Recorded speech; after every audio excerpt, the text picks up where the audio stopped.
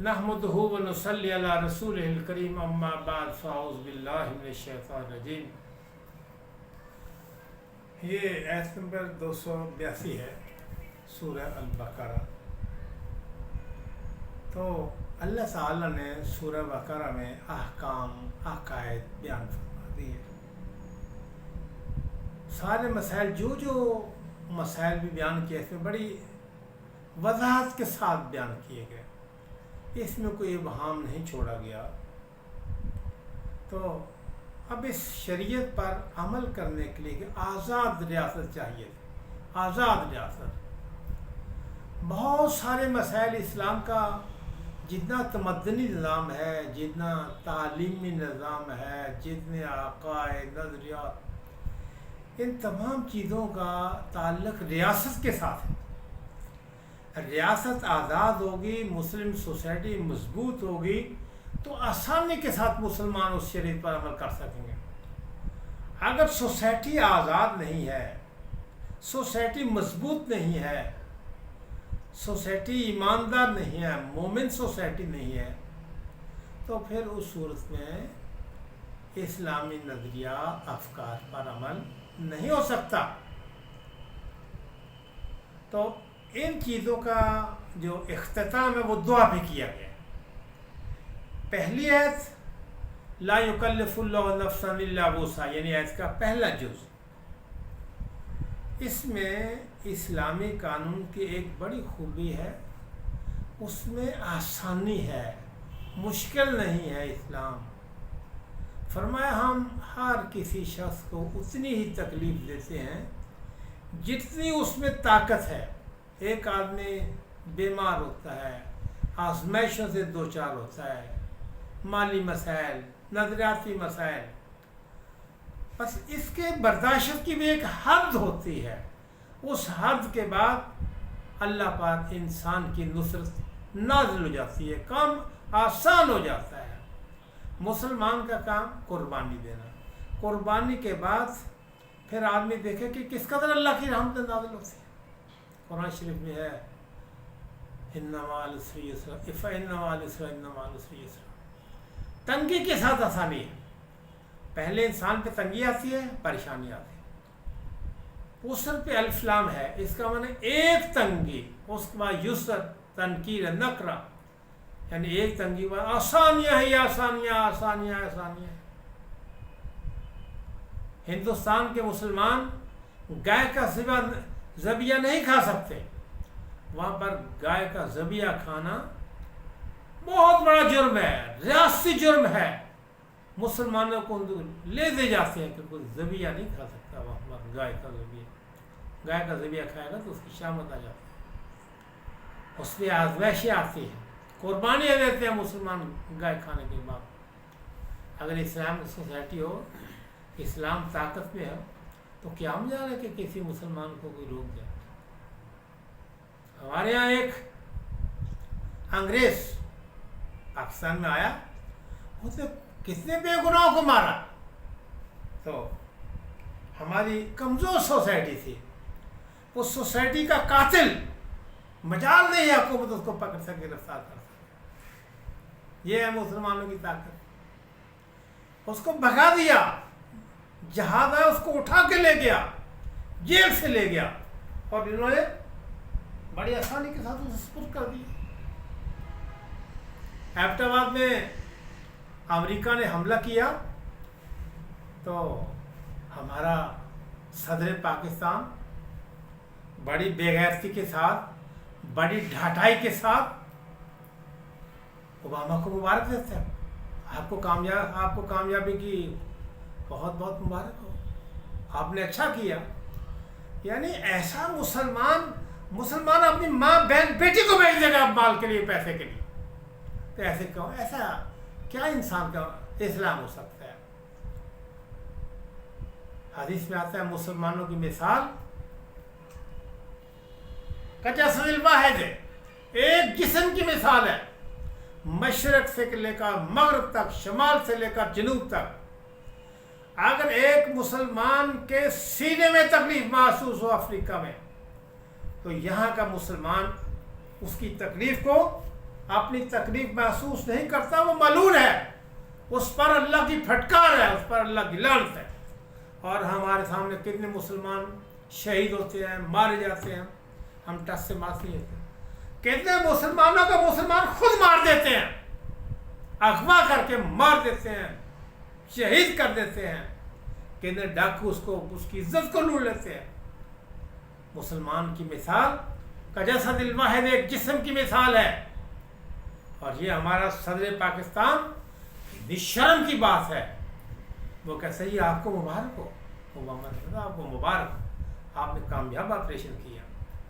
جبکہ مسلمان تو مسلمان کا بھائی ہے، مسلمان کی عزت کا محافظ ہے، مسلمان کی جان کا محافظ، مال کا محافظ، دین کا محافظ، مشترکہ اقدار کا مسلمان کا محافظ ہے۔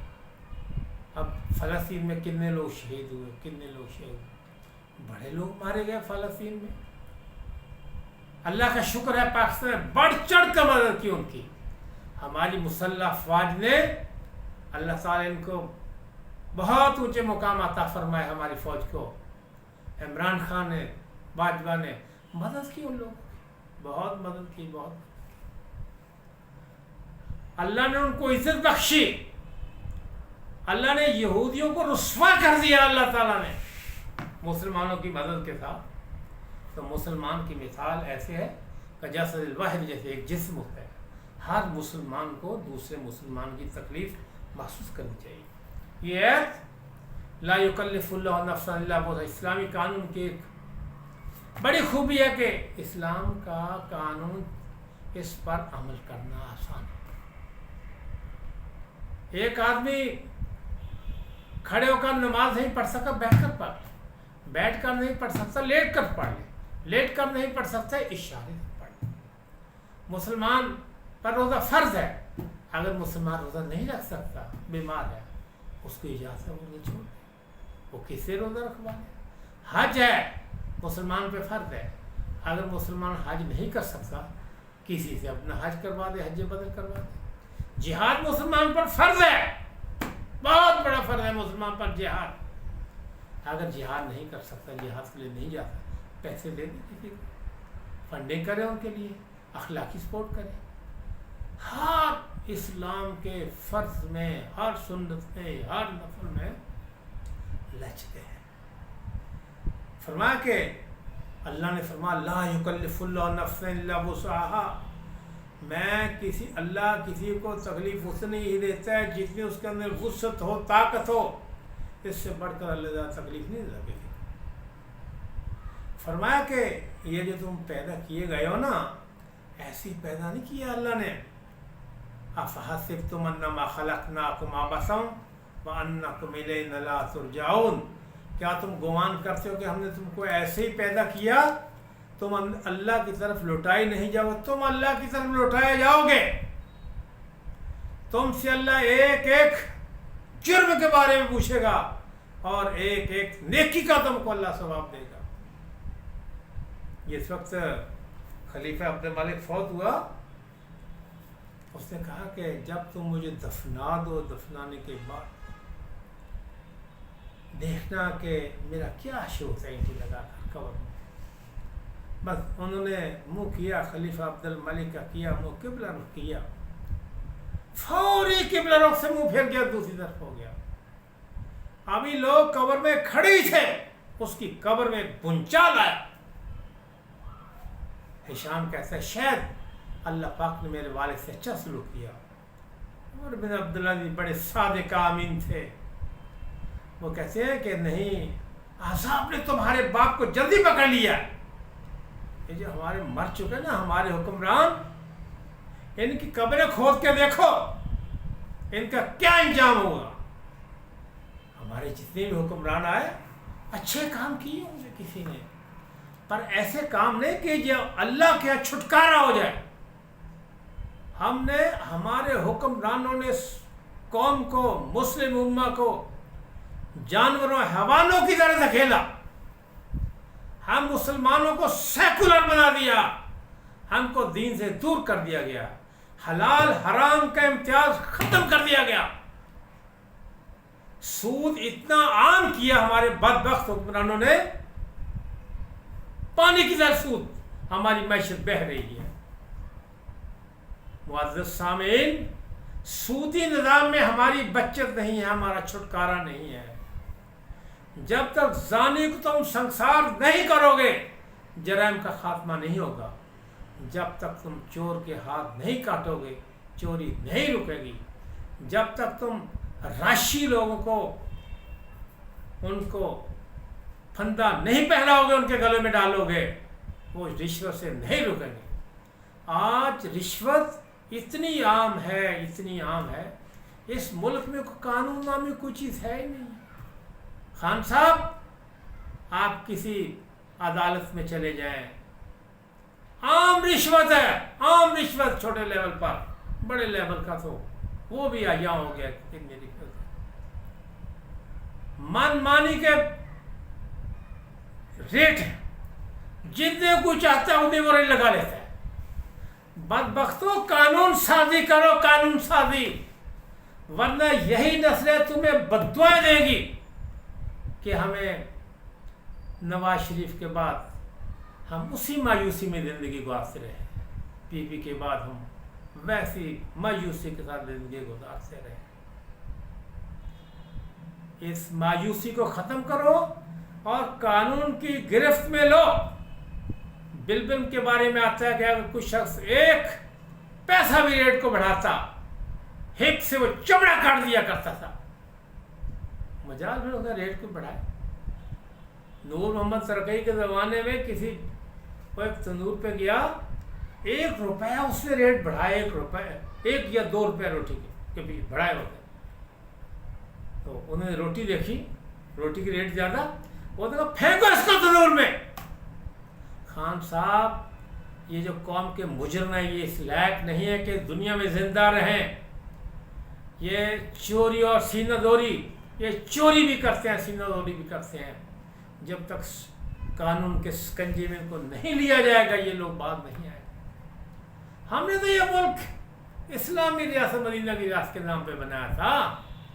قائد اعظم نے فرمایا تھا ہم اس ریاست کو ماڈرن ریاست بنائیں گے، جس وقت ہم یہاں ہمیں ملک مل گیا، ہم قانون نافذ کریں گے لیبارٹری کے طور پر۔ ہم لوگوں کو کہیں گے تم بھی ایسا ملک بناؤ جیسے ہم نے ملک ایسا بنایا ہے۔